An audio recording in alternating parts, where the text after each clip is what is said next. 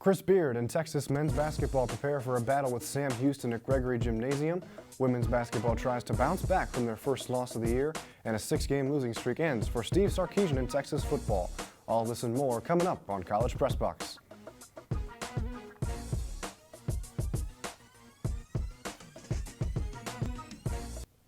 Good evening and welcome to College Press Box. I'm your host, Tommy Yarrish. We've got a great show for you today, and we'll start by heading over to Chris Beard's press conference. If that was my decision, I would do that. Sometimes I don't really know what my decision is. I'm not going to figure that out. But, yes, I would like to play this game every year. I think it's the right thing to do. I think we have a lot of home games at this level, so I don't think it slightens the season ticket holders. But that's just my opinion. And I also think there might be some different avenues. Tonight was obviously a student game, and I agreed with that completely. But maybe in future years it might be a different game. Maybe you play this game sometime over the Christmas break, and the Blake Browns of the world can come check out Gregory again. So I don't know exactly what it looks like, but I know it felt right. I know our players enjoyed it. I know our students enjoyed it. Last time I checked, this whole deal is about the students, right? There's not students, there's not universities, there's not players, there's not sports. So I think I try to make every decision I make every day. What's right for the guys? And I think what's right for the students is to play this game. We'll see what happens. We'll now go just a couple blocks away where our own Clark Dalton and Jason Kinander are live on the scene for the first regular season game at Gregory Gymnasium since 1977. Take it away, fellas. We are live here from Gregory Gymnasium following the Texas Longhorns' exciting win in their first game played here in 45 years. Jason Kinander, Clark Dalton here to recap an exciting night here on campus. First question for you, Clark. What did you think about the atmosphere? I thought the atmosphere was electric. It felt like I know this is a bit hyperbolic, but it felt true. It felt like an NCAA tournament game with all the students coming in, cheering at their loudest. And I think Chris Beard really emphasized something important in his post-game press conference where he talked about relationship building. And you see all of these new Texas basketball culture shirts around campus, but what I would really say is this is about building family. It's getting this team to mean something to the community, and they were successful in that matter tonight. Yeah, I completely agree. The atmosphere was incredible. It was electric. It felt kind of like one of those on-campus arenas, maybe Assembly Hall, Cameron Indoor. Let's talk about the actual game. Who made the biggest impact tonight for Texas? That's easy. It was a guy we wanted to step up offensively, and that was Marcus Carr. And for the past couple games, really, he had been a facilitator, a classic point guard who doesn't really shoot first. They just distribute the basketball and pass it around. But tonight, he took that next step forward that Texas fans wanted him to. They wanted him to be an aggressive guard who could go get buckets when the time mattered, and he had 19 points. And another thing was Sam Houston thought that due to his previous three-point percentage that he couldn't shoot. We all know Marcus Carr can shoot. It was just a matter of time, and sometimes you need a game that gets your confidence back, and that'll get your shot in rhythm. And I think Marcus Carr was able to do that tonight. All right, so end of November, we got one more month and then Big 12 conference play. So not too many non-conference games remaining, but now that the big one at Greg is out of the way, any other games that kind of catch your eye down the stretch? The game that catches my eye immediately is Seton Hall, just because that's a Big East team. That's always a team we know that can make some noise in the NCAA tournament. And really, no disrespect to any teams like Sam Houston. They're a good team, and Sam Houston's much better than their record indicates, but Seton Hall's that next level up that Texas needs to adjust for when they're playing against Kansas and they're playing against Baylor, and I think it'll be really good for them to truly prepare against tougher opponents. Exciting times on the 40 acres. It was an exciting night here at Gregory Gymnasium. Texas wins. Jason Kinander, Clark Dalton, good night. Thank you for that, guys. Glad to see you're having fun. Coming up next on College Press Box, 7 weeks of sadness for Texas football comes to an end with a win over Kansas State. We'll take a look at how they pulled it off right after this.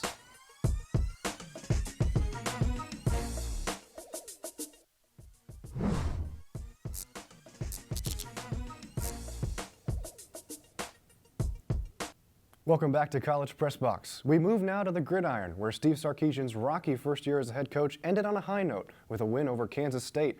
Let's take a look at the highlights from Friday morning. No Bijan for the Longhorns on Friday, but Roschon Johnson says, "It's okay, I got y'all." He scores from 9 yards out, and the Wildcat makes it 7-0 Texas early. Next drive for the Longhorns. Casey Thompson looking for Xavier Worthy deep. Instead, intercepted. That's TJ Smith coming up big for Kansas State, and here come the Wildcats. Deuce Vaughn gets the carry and scores on a 9-yard run to even it up at 7 apiece. Ensuing drive for Texas. Casey Thompson fits in a beautiful throw to Cade Brewer, who comes down with it despite the double coverage. Extra point, though, no good. Texas only goes up by 6. The back and forth is going to continue, though. First play of the drive, Will Howard finds the gap and takes it down the sideline for 71 yards. He scores and puts the Wildcats up by 1. Let's go to the fourth quarter. Texas ahead 19-17. Johnson picks up a big run to put the Longhorns in field goal range, and Cameron Dicker comes in and puts it through. That field goal makes him the Longhorns' all-time leader in field goals with 60, and Texas goes up 22-17. Kansas State trying to go back ahead in the fourth, going for it on 4th and 1, and Keandre Coburn comes in and makes a huge tackle. That forces turnover on downs, and after that, Keelan Robinson takes off into Kansas State territory, and that would do it. Texas ends the losing streak and picks up a 22-17 win to cap a roller coaster season where they finish 5-7. Taking a look at the stat line from the victory, Texas finishes 5-7, as I mentioned. Roschon Johnson leading the charge on 31 carries for 179 yards plus a touchdown. Casey Thompson added 170 yards through the air with a touchdown and an interception. Kansas State falls to 7-5 and awaits the opponent of their bowl game opponent. But as far as this game went, it was Deuce Vaughn heading the efforts for the Wildcats with 143 yards and a touchdown. We now welcome in our football analyst, Jordan Geelhoed. Jordan, always a pleasure to have you on. Pleasure to be here. Thank you, Tommy. Coming into this game, had to have been tough for this Texas squad. They've gone 7 weeks without a win, and they're facing plenty of criticism from fans. So there's a bit more pressure on this one, trying to end the losing streak, and they did. What did they do to make that happen? Well, I was actually pretty impressed with how Texas's defense held up against Kansas State's offense, who held their backup quarterback Will Howard to just 65 yards passing. Now, Kansas State didn't pass much anyway. Even the run defense, which has looked really, really bad this whole season, did a pretty good job of containing Deuce Vaughn, all things considered. Now, he still put up a good stat line, and there was that one busted play where Will Howard ran for like a 70-yard touchdown. But outside of that, Texas did a good job of containment, didn't let up huge plays again other than that one. And when the game went late into the fourth quarter and Kansas State needed to score and needed to convert on that fourth down, UT was able to come up with some clutch stops. This was a team that very desperately needed a win, even with chances of a bowl game out of the window. And off the strength of the defense, they got it. And the defense is something that Texas hasn't really been too strong with all year, so it's finally good to see the tables turn there. Something else that they were missing coming into this game, no Bijan Robinson. Things certainly looked more difficult for the Texas offense, but Roschon Johnson has stepped up just like he has all season. How well would you say that rushing attack performed with him? Yeah, the rushing attack wasn't necessarily the most efficient without Bijan Robinson, but Roschon Johnson looked really good having to shoulder a massive workload. He rushed for a career-high 179 yards on a whopping 31 carries, including 77 yards in the fourth quarter. That's really nice. He ran a lot of plays out of the Wildcat, too, and looked very capable running the offense that way. I mean, remember, the man did come into Texas as a QB. Look, without Hudson Card and with Casey Thompson looking very banged up, Texas and Sark knew they couldn't really rely on the passing offense as much to move the ball, and much to the credit of the play calling and to Roschon Johnson and the whole rushing attack, Texas's offense looked pretty capable. So as we mentioned, Texas ends the year on a high note, but clearly will not be playing in the Big 12 championship game. But nonetheless, it's definitely a great watch as we get to see Baylor and Oklahoma State face off. They had a good game earlier this season, both coming off big wins. That's right. Who is your pick? I'm very much looking forward to this game. I think it'll be a great matchup, and I think it's refreshing to see a Big 12 championship without OU for once. But if I had to choose a winner, I'm going with Oklahoma State. The Cowboys have a very good offense and are very capable of putting points on the board, but the thing that sets their team apart from the rest of the Big 12 is actually their defense, probably the best defense in the whole conference. Now, they did get gashed a bit by Caleb Williams and the Sooners this past weekend, but they didn't break when they needed stops late in the fourth quarter. They should do a pretty good job of containing star Baylor running back Abram Smith and the rest of that offense, who still might be without their starting quarterback Gary Bohannon after missing last week due to injury. I think it'll be a good, hard-fought game, but I think I give Oklahoma State the edge. I'll have to agree with you there, and looking forward to that one. Thank you as always for that, Jordan. And coming up next on College Press Box, we'll talk about Vic Schaefer's women's basketball squad and how they can get back on track after the first loss of the year. Don't go anywhere. We'll be right back.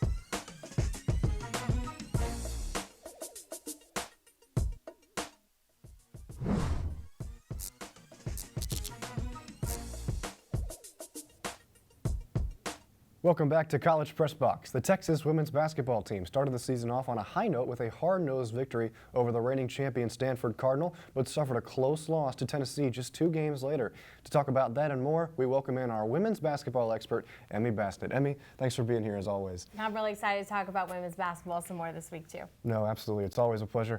We'll start off with the loss to the Lady Volunteers. Every year it seems like Kelly Harper and Tennessee has a really tough team to beat, and the Longhorns found that out the hard way this week. What went wrong? Yeah, the last time I was talking about the Horns playing Tennessee, I kind of predicted a win there. So sadly, I got that one wrong. But they just barely lost to Tennessee. It was 74-72. It ultimately came down to the defense. Both teams were playing stingy defense on both sides, especially in the first half, since they held each other to under 30 points each. Entering halftime at around 28-29, Tennessee was better on the glass, 56-41, and held UT up in the paint. The Horns only shot 31% from the floor, which wasn't nearly as high as they were against Stanford a mere few games prior, which was a little bit disappointing for them. A few bright spots, though, we have a few, was junior Aaliyah Marathu, who dropped a career high of 27 points, and the team was able to beat Tennessee in the rebound battle, 24-14. So overall, obviously a very competitive game since it came down to 2 points, but a tough loss for the Longhorns for this season. It was tough, but Marathu has always been a bright spot for them so far this season, and it's always hard to play off a close loss like that. But the Longhorns responded quickly with an 83-42 victory over CSUN. What did you see from their performance on Saturday? This game against Cal State, the Matadors, was good for UT, but there's still some pretty glaring defensive issues, especially against a team that they should have easily beat. Since the Horns found themselves trailing 7-0 at the start of the game, they weren't able to hold them defensively, and they weren't able to score early on, which is a little bit unusual for the Lady Horns. They had 14 turnovers in the first half, which is something that can't be happening, especially with a team like the Matadors. They should have been beating them by a lot more. In the second half, the Longhorns did correct their mistakes and ended up out-rebounding the Matadors, which is good that they can apply improvements at the half and then go forward and execute. A few standout performances, though, that I wanted to shout out. Deanna Gaston, who is the leading scorer of the game with 19 points. And then following her was Audrey Warren with 13 points. So although it was a blowout win, the Horns winning 83-42, there was still some defensive issues and stuff they need to fix going forward if they want to continue to succeed. Well, it's always good to have sort of a tune-up game, if you will, especially with the big game coming up this week. They've had 2 big tests this season with Stanford and Tennessee, but now it's a whole different kind of challenge. You've got a rivalry game coming up against Texas A&M. What do the Longhorns need to do to make a statement in College Station on Sunday? Yeah, before they go into that game, they're going to play Jackson State, which I hope serves as a test kitchen for the Horns to kind of work out a few issues going into that game in College Station. But this rivalry between the Horns and the Aggies is always exciting, no matter what sport it's in, and UT has vengeance on their mind because last time these two met, A&M had their number 66-61. And as much as it pains me to say this, the Aggies are hot right now. They are on a 7-game winning streak and are ranked first in the SEC. And they're coming off a pretty impressive win against Northwestern. So the Horns are going to have their work cut out for them if they want to take back this series from A&M. But we'll have to see. They will play the Aggies on Sunday, December 5th at 3 p.m. in College Station. So the environment will be really hostile. They'll have to go in ready for that and prepared, and hopefully will have fixed issues that they need to have fixed against Jackson State before then. It's always tough wearing the burnt orange in Aggie land. Thank you as always for your incredible insight, Emme. And coming up next, the Big 12 Volleyball Championship Trophy is staying on the 40 acres for the 5th year in a row. That story and more on the way after the break.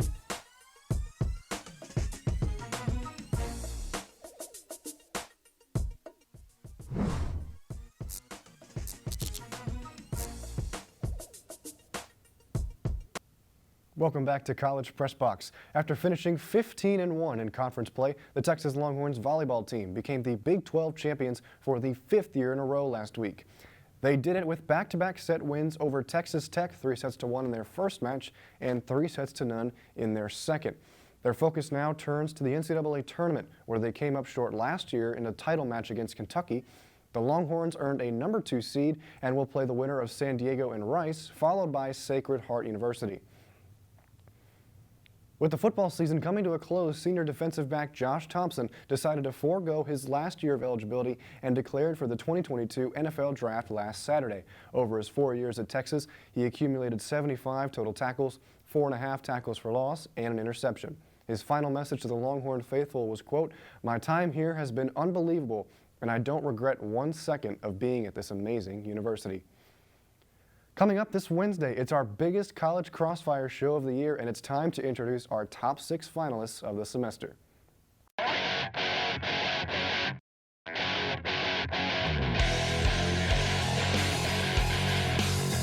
I like to shout out my boy Lamar Jackson. He's coming back for that 2021 MVP. He's better than Josh Allen. He's better than Baker Mayfield. He's not better than Mahomes. I can't.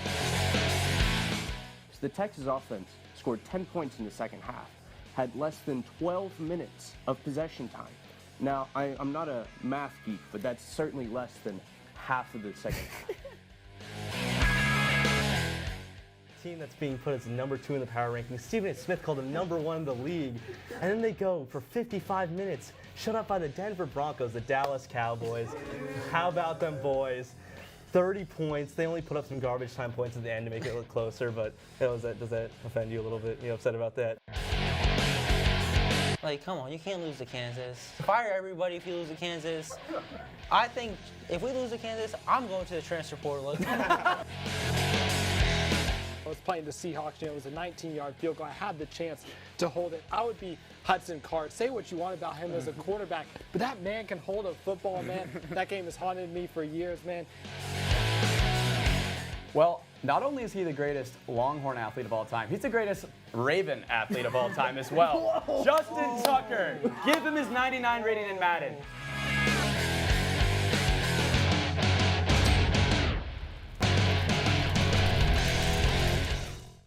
Let's take a look ahead at this week in Longhorn sports. Starting off on Wednesday, women's basketball hosts Jackson State at 7 p.m. You can watch that on Longhorn Network. On Thursday, we'll have some NCAA volleyball tournament action. The Longhorns face the winner of San Diego and Rice at 4 p.m., then take on Sacred Heart at 7 p.m. You can catch that on Longhorn Network as well. On Friday, men's basketball hosts UT Rio Grande Valley at 6. That'll also be on Longhorn Network. And lastly, on Sunday, women's basketball heads to College Station for a rivalry game against the Aggies. That'll tip off at 3 p.m. on SEC Network. And folks, that'll do it for the final episode of College Press Box this semester. Make sure to tune in to our other shows this week, including College Crossfire on Wednesday and Want to Know Sports on Friday. On behalf of the crew here at TSTV, I'm Tommy Yarrish. Thank you for joining us and have a good night.